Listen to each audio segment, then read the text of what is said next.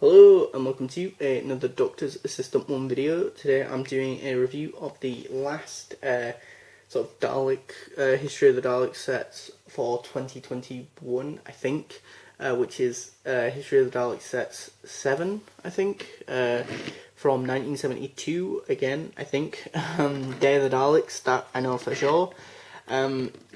It is, of course, these two Daleks from said episode.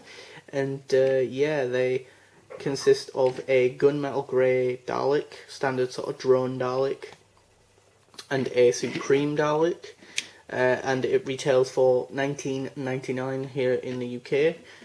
Other countries will of course vary in terms of price and that. First of all, I want to go over the slightly more unique and interesting Dalek of the two, which is the Supreme, who is in this sort of gold design, which part of me always wonders. I wonders if this was the inspiration for the sort of new series, sort of bronze and / gold design, you know, that Russell did back in like 2005, which is so popular that they are still the current sort of design, or haven't been retired. Even, you know, because this is just gold, but it's also got the black spheres as well as the gold on top of the sort of bin liner, sort of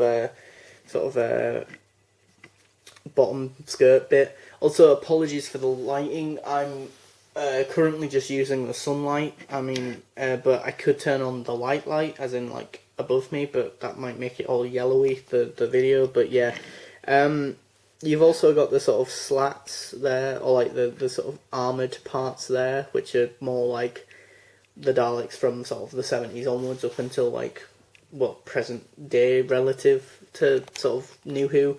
Well, excluding the sort of revolution and resolution of the Daleks design, but prior to that one, I'd say about up until like Magician's Apprentice, which is familiar, or the end of the Moffat era, that sort of component was visible on Daleks.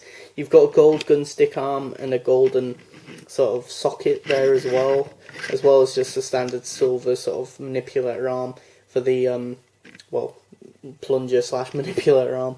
You've got the black spheres, and you've got the like beetle like little headlights that are just sort of standard see-through white ones.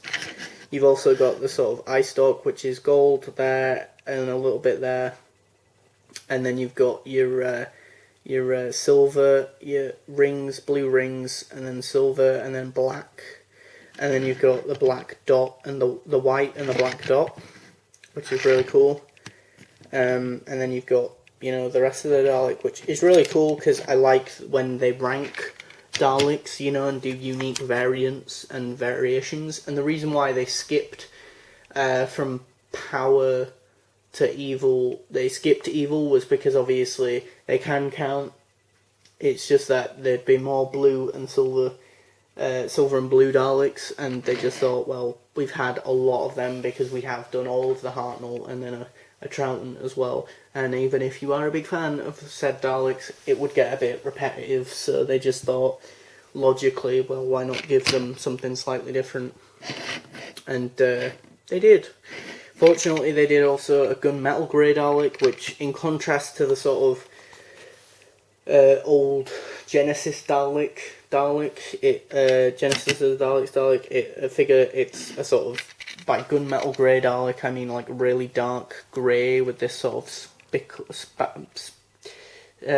sparkly, sort of glossy effect. I feel like it's not a matte grey. It's sort of this, as I say, yeah, like sort of cool sort of design. You've also got the manipulator arm. Again, like the standard sort of plunger arm thing. You've also got like this really dark black gun stick, as well as like the ball joint as well, which makes it look real like military and like a tank. Like, this is probably, in my humble opinion, the closest like a classic series design has got to a tank like design. This and maybe the sort of Resurrection sort of 1980s ones as well, or sort of grey ones, but the lighter grey makes it slightly more like a prop in my mind, which I both like and dislike. You know, part of me likes it because it makes it just kind of feel like very much the era, you know, the cheap and cheerful Doctor Who sort of era at the time in the 1980s, and also the later 70s into the 1980s. But then this early design of 70s one from Day of the Daleks makes it look, as I say, like a proper big force to be reconciled with the sort of gunmetal grey sort of thing. Although it is still cheap and cheerful, because on the bottom here with the skirt, the reason why it's so sort of relatively chunky for a Dalek is because they added bin liners sort of thing to sort of add a little bit of weight and hide basically the Dalek feet, operator feet, you know, the people there, so that's pretty funny.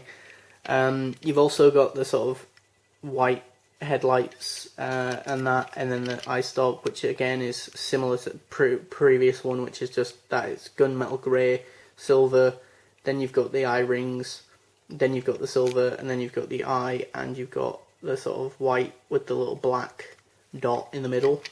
Articulation wise, these do the standard sort of, you know, sort of articulation of like rolling Dalek 3 wheels sort of thing, and then moving out, up, moving down, moving up again, and up and down with the plunger, and side to side, up and down as I said earlier, and then up and down with the gun stick, and side to side as well.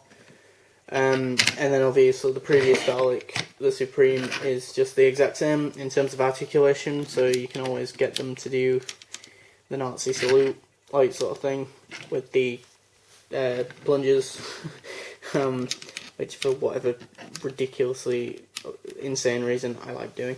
But yeah, and it's a, what would I say, it's an 8 out of 10 for me. I really do like this set. I think even if you're not the biggest fan of the Daleks or Day of the Daleks, I still say it's a must buy, even if you're more of just a Dalek enthusiast but don't really like the episode that much. I'd still say it's well worth the money. You're getting a really nice unique Dalek with the Supreme, and then a really nice sort of very specific unique variant, or variant that I never thought we'd actually get, you know.